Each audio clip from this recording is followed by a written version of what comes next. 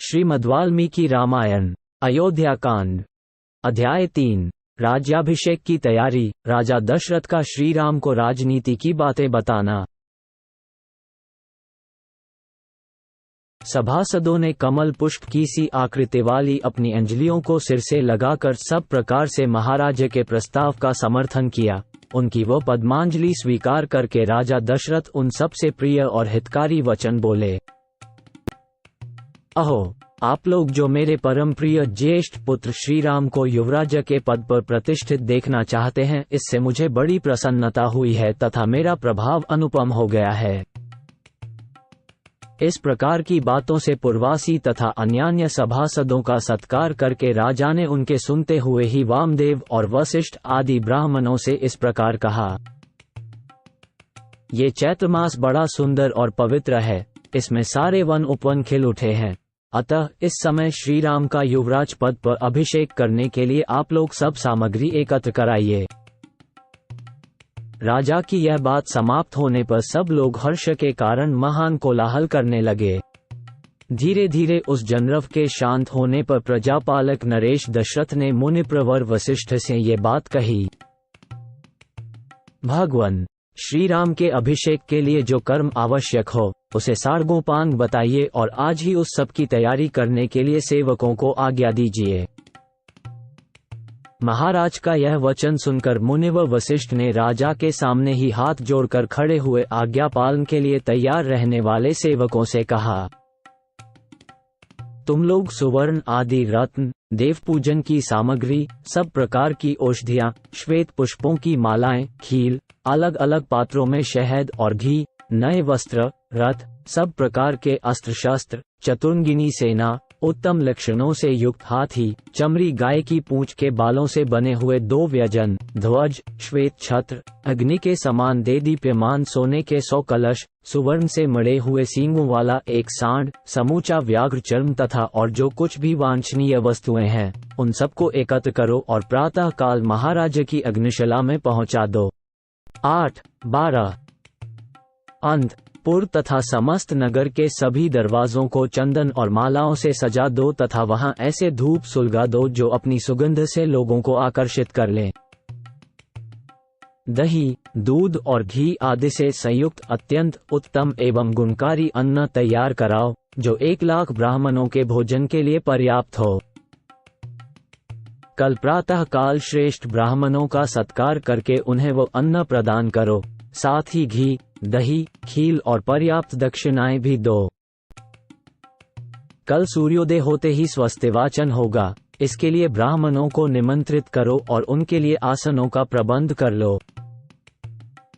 नगर में सब ओर पताकाएं फहराई जाए तथा राजमार्गों पर छिड़काव कराया जाए।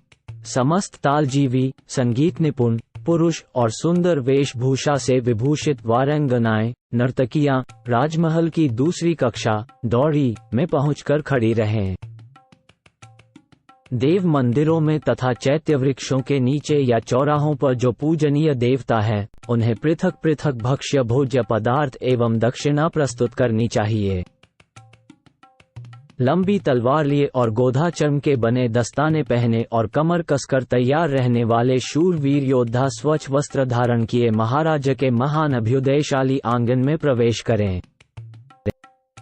सेवकों को इस प्रकार कार्य करने का आदेश देकर दोनों ब्राह्मण वशिष्ठ और वामदेव ने पुरोहित द्वारा संपादित होने योग्य क्रियाओं को स्वयं पूर्ण किया। राजा के बताए हुए कार्यों के अतिरिक्त भी जो शेष आवश्यक कर्तव्य था उसे भी उन दोनों ने राजा से पूछकर स्वयं ही संपन्न किया। तदनंतर महाराज के पास जाकर प्रसन्नता और हर्ष से भरे हुए वे दोनों श्रेष्ठ द्विज बोले, राजन, आपने जैसा कहा था उसके अनुसार सब कार्य संपन्न हो गया। इसके बाद तेजस्वी राजा दशरथ ने सुमंत से कहा, स्खे पवित्र आत्मा श्रीराम को तुम शीघ्र यहाँ बुला लाओ। तब जो आज्ञा कहकर सुमंत गए तथा राजा के आदेशानुसार रथियों में श्रेष्ठ श्रीराम को रथ पर बिठाकर ले आए। उस राजभवन में साथ बैठे हुए पूर्व, उत्तर, पश्चिम और दक्षिण के भूपाल, मलयच, आर्य तथा वनों और पर्वतों में रहने वाले अन्यान्य मनुष्य सब के सब उस समय राजा दशरथ की उसी प्रकार उपासना कर रहे थे जैसे देवता देवराज इंद्र की। उनके बीच अट्टालिका के भीतर बैठे हुए राजा दशरथ मरुदगणों के मध्य देवराज इंद्र की भांति शोभा पा रहे थे। उन्होंने वहीं से अपने पुत्र श्रीराम को अपने पास आते देखा, जो गंधर्व राज्य के समान तेजस्वी थे। उनका पौरुष समस्त संसार में विख्यात था। उनकी भुजाएं बड़ी और बल महान था। वे मतवाले गजराज के समान बड़ी मस्ती के साथ चल रहे थे। उनका मुख चंद्रमा से भी अधिक कांतिमान था। श्री राम का दर्शन सबको अत्यंत प्रिय लगता था। वे अपने रूप और उदारता आदि गुणों से लोगों की दृष्टि और मन आकर्षित कर लेते थे।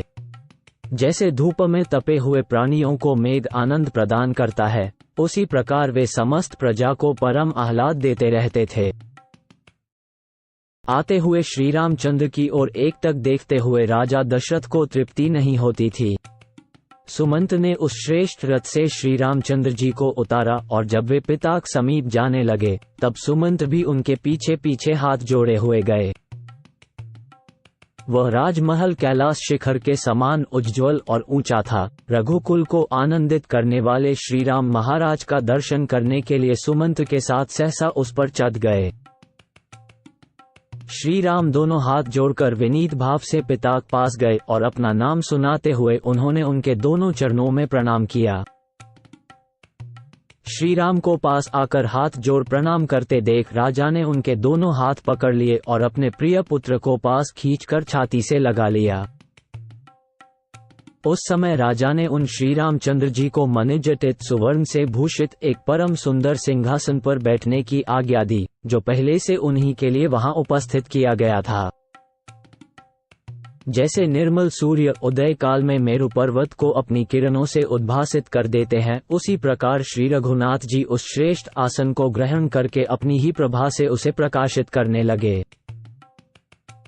उनसे प्रकाशित हुई वह सभा भी बड़ी शोभा पा रही थी। ठीक उसी तरह जैसे निर्मल ग्रह और नक्षत्रों से भरा हुआ शरत काल का आकाश चंद्रमा से उद्भासित हो उठता है। जैसे सुंदर वेशभूषा से अलंकृत हुए अपने ही प्रतिबिंब को दर्पण में देखकर मनुष्य को बड़ा संतोष प्राप्त होता है, उसी प्रकार अपने शोभाशाली प्रिय पुत्र उन श्री राम को देखकर राजा बड़े प्रसन्न हुए। जैसे कश्यप देवराज इंद्र को पुकारते हैं, उसी प्रकार पुत्रवानों में श्रेष्ठ राजा दशरथ सिंहासन पर बैठे हुए अपने पुत्र श्री राम को संबोधित करके उनसे इस प्रकार बोले। बेटा, तुम्हारा जन्म मेरी बड़ी महारानी कौशल्या के गर्भ से हुआ है। तुम अपनी माता के अनुरूप ही उत्पन्न हुए हो। श्री राम, तुम गुणों में मुझसे भी बढ़कर हो, अतः मेरे परम प्रिय पुत्र हो। तुमने अपने गुणों से इन समस्त प्रजाओं को प्रसन्न कर लिया है, इसलिए कल पुष्यन क्षत्र के युग में युवराज का पद ग्रहण करो। बेटा, यद्यपि तुम स्वभाव से ही गुणवान हो और तुम्हारे विषय में यही सबका निर्णय है, तथापि मैं स्नेहवश सद्गुण संपन्न होने पर भी तुम्हें कुछ हित की बातें बताता हूँ। तुम और भी अधिक विनय का आश्रय लेकर सदा जितेंद्रिय बने रहो। काम और क्रोध से उत्पन्न होने वाले दुर्व्यसनों का सर्वथा त्याग कर दो। परोक्ष वृत्ति से, अर्थात गुप्तचरों द्वारा यथार्थ बातों का पता लगाकर, तथा प्रत्यक्ष वृत्ति से, अर्थात दरबार में सामने आकर कहने वाली जनता के मुख से उसके वृत्तांतों को प्रत्यक्ष देख सुनकर ठीक ठीक न्याय विचार में तत्पर रहो। मंत्री, सेनापति आदि समस्त अधिकारियों तथा प्रजाजनों को सदा प्रसन्न रखना। जो राजा कोष्ठागार, भंडार गृह तथा शस्त्रागार आदि के द्वारा उपयोगी वस्तुओं का बहुत बड़ा संग्रह करके मंत्री, सेनापति और प्रजा आदि समस्त प्रकृतियों को प्रिय मानकर उन्हें अपने प्रति अनुरक्त एवं प्रसन्न रखते हुए पृथ्वी का पालन करता है, उसके मित्र उसी प्रकार आनंदित होते हैं जैसे अमृतकों पाकर देवता प्रसन्न हुए थे। इसलिए बेटा, तुम अपने चित्त को वश में रखकर इस प्रकार के उत्तम आचरणों का पालन करते रहो। राजा की ये बातें सुनकर श्री रामचंद्र जी का प्रिय करने वाले सुहृदों ने तुरंत माता कौशल्या के पास जाकर उन्हें ये शुभ समाचार निवेदन किया।